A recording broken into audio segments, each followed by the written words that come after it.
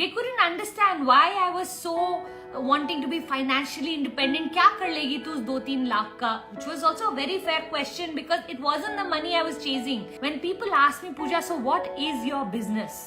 Do you want to know really what is my business? My business is of encouragement.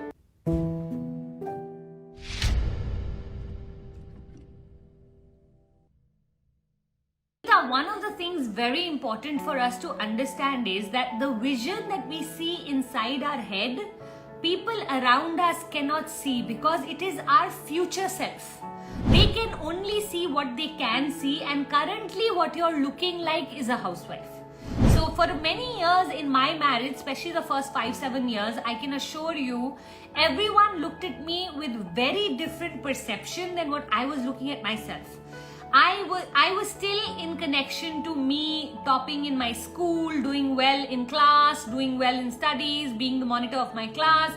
All of that was my identity, while the identity for my in-laws was, was of a daughter-in-law and the duties of a daughter-in-law, which I was not so good at. So for me to change their perception took me years, They couldn't understand why I was so wanting to be financially independent. क्या कर लेगी तू उस 2-3 लाख का? Which was also a very fair question because it wasn't the money I was chasing. It was freedom from having to not ask anybody for anything. Not that anyone was controlling me, but yet, having your own money has its own power, and that's what I wanted. Having my own identity. Somehow I didn't want to be so and so. So Anita, I know your energy, sweetheart, and it's very similar to mine. I almost feel like you're my twin sister in that manner. So I will encourage you to not force your husband to see something that he can't see yet. Rather, build yourself up to that place where he can then start to see. I always say this, my husband was the last one to actually see my amazingness, if there was any at that point.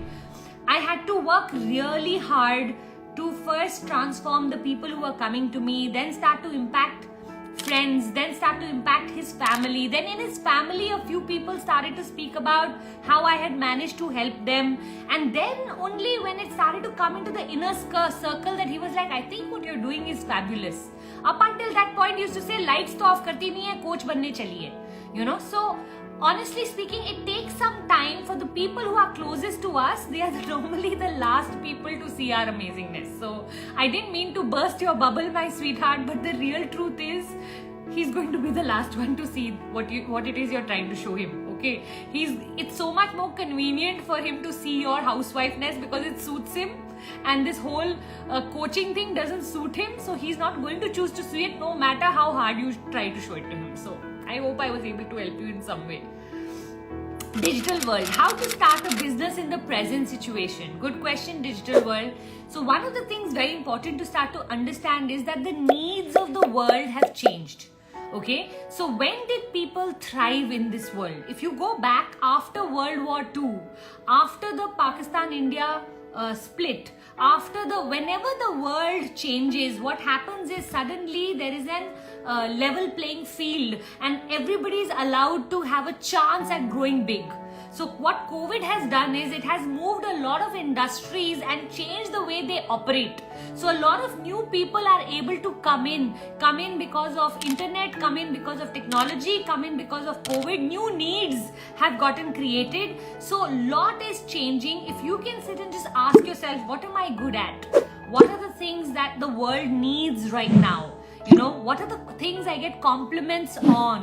What are the things I can monetize? Where do I spend most of my time on Google? Do I watch makeup videos or do I watch, interior decoration or fashionistas? Like, what interests me? What attracts me? If you start to ask, who are the people I admire? These are beautiful questions to keep asking yourself so that you can start to figure out in this world where is a gap of the need that you can fulfill. Whenever you will marry the gap with the need that you can fulfill, that becomes a business proposition. When people ask me, Puja, so what is your business? Do you want to know really what is my business? My business is of encouragement. That's what I do.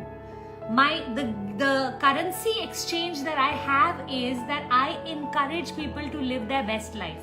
So what is it really people are paying me for?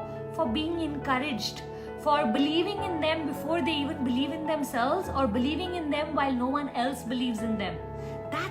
That's my business.